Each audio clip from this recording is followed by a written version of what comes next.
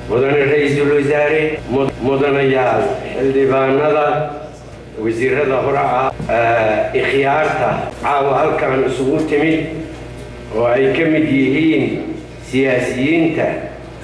aan garanayo oo Abdullahi Azhari daahir mire kulli culamaa diinka gabdhaha meediyaha dhalinyarada kulligiin waa idin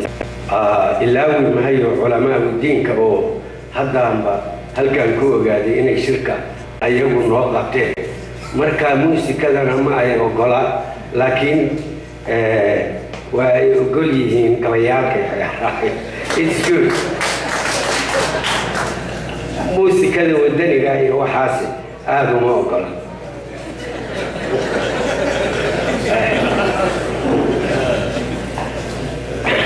walaalayaal waxaan marka hore idinka codsanayaa waxaan ognahay annaga dawladdeennii waatay burburtay dawladdu waxaan xoog badan bay ahayd marka Afrika la eego markii ay burburtay wixii ka dambeeyay waxaa la galay in la yaqleelo dawlad marka qof walbaba levelka uu yahay ayay waajib ugu tahay inuu wax ka yaqleelo si aan u helo qaran xoog badan oo institutions leh oo adag level walbaba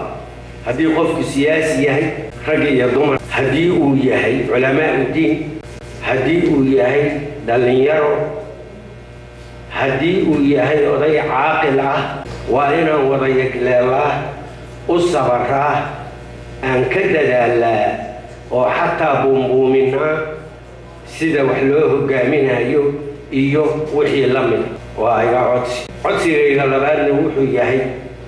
in aan ilaalino waxa afka qalaad loo yaqaano core value ama qiimaha asaasiga oo wuxuu yahay taasi qofka madaxda rag iyo dumarba ha ahaado baarlamaan ha ahaado fulin ha ahaado madax sare oo madaxweyne iyo prime minister iyo wixii la mid ah qofka asaga waxaa lagu eedayn karaa wax proven oo aad adigu hayso walaakiin yaanaan meelaha fadhi ku dirirka laga sameeyo taasna aan ka dayno waa codsanaya suugaan bay ahayd halka kan oday oo khiyaar ah oo suugaan soo jeediyey gabay ah waxna waa uu ku daray laakiin proven ma aha in baarlamaanku lacag qaato oo inuu waxado iyo waxaas wax ma aragtay waxa aan sheegno wey marka aanaan ogaano dadkaas ayada ah criticismku waa wax macquul ah laakiin waxa loo baahan yahay constructive inuu yahay waana dadka ayagu ku matalaya anagu parliamentary baan nahay intiinaan halkaan joogta caawa 275 ayaa idinka matala legislation ama sharci dejin marka ayada oo muuqato xaq in la yiraaho waxbay xadxan ama waxaankaas haddayan buruufanahay qofka impeachment baa lagu samayn karaa markaa ogto wixii dib u gaastay taasina waa iga codsi walaalayaal mawduucaygii baan soo daadagayaa sida muuqata caawa wax badan baad rabtaan inaad ogaataan adinkana wax badan baan idinka ogaaday haatan gabadhii walaashayaydu halkaan joogtay wax badan ay xusay gabadhii halka kan aad iyo aad baan wax uga bartay wax badanna waa ka ogaaday waa ay mahadsanay sidii ay hadalkeeda u dhigtay arrinta international community-ga iyo wixii dhacay walaalayaal dawladdan hadda jirta iyo dawladii ka horreeyay oo ku meel gaarka ahaa kadib markii dawladdeenu ay burburtay isla mid ma ahan dawladdan ku meel gaar ma ahan waa dawlad rasmi kuwii hore ku meel gaar bay ahaayeen waxyaalo fara badan ayaan xaq u lahayn inay dhex walidaalika isla mid noqon mahayaan marka criticismka lagu samaynayo amaba wax laga sheegayo oo dawladda tan ayaa laga sugayay wax badan ayadu inay qabato mushkilad fara badan baad xusteen wax badan oo anigu ogahayna waa jira aniga waxaan rumaysanahay dhibaatadu inay leadership ka tahay ama leadership waa hoggaanka ama hoggaanka iyo sida uu xumaado waxaan isla ognahay inay jirto siyaasad la yidhaaho East African Party ama siyaasadda East Africa waxa weeye cidda dariska nooc Soomaali baan nahay dariskeennu waa Ethiopia waa Kenya waa Djibouti oo iskoolaale marka had iyo jeer waxay tahay siyaasaddu in haddii laba isugu dhacdo qolo gooni ah waa laga takhalusaya waa inaad adigu aweeg tahay oo aad taqaani siyaasadda East Africa gaar ahaan dariskaaga waxa dhibaatada oo maanta nahaystana ka mid bay maxaa yeelay waxaad ogtihiin maanta inay hoggaanka noo hayaan duwalka aan danaha iska leenahay aan danaha iska leenahay markii aan leeyahay waxa weeye annagu dhul Kenya ka mid ah sheegan jiray wajeerid ka soo hoyo horarkii waraabaha iyo waadinka كل كشرنا وشيء كذا هذا ضد كذي بأشوفه شيء شو صار يعني يوم كي أنا بدوني دي كل يوم إن أنا سالي الله وتيجي كري ويدي سيدو كله أي هنا دن وقليين أو دل كيا دن وقليين هذا يجي كري ويدو إن سياسة فهمتو إيست أفريقيا أو أظهر كعدو protection سيسو دل كاغا يدل كاغا وحويه وحامادي هجانك وحنا يدين شيء جاية هذا بالله بدو إن الليد كريم سببته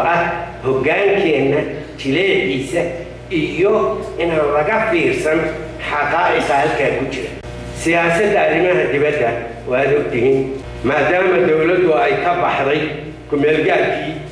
والدولة رسمية أي نقطي ومال والبابا لقى عفون صدي ولا بليجريجي دقالو آد أفر بدن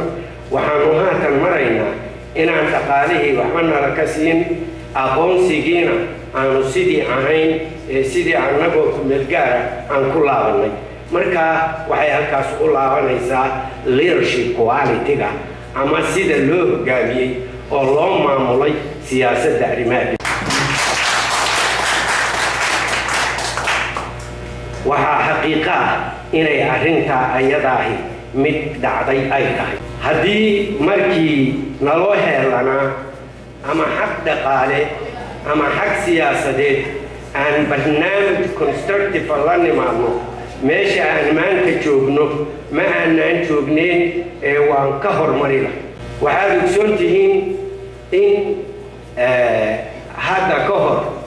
Prime Minister كي برلمانكو وكلا لا تكلمني هذا النوع مناشين إن petition أما عدسي ما يحوينا لوسيتي أرنتاس واحد توش وخشينيسي سياسة إيست أفريقيا هي سيدا مدحرو ولا تقانتي دلالك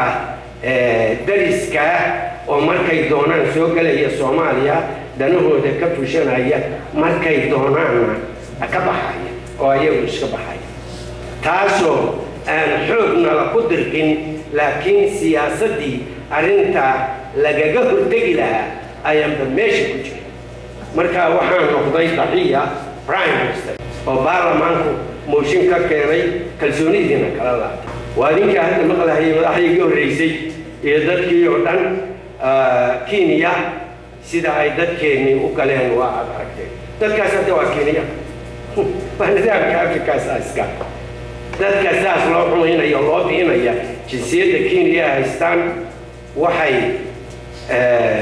ku leeyihiin dhaqaale aad u fara badan waa dad Kenyaan ah laakiin waxa ay u dhimanayaan ma ahan inay dambi galeen waa inay Soomaali yihiin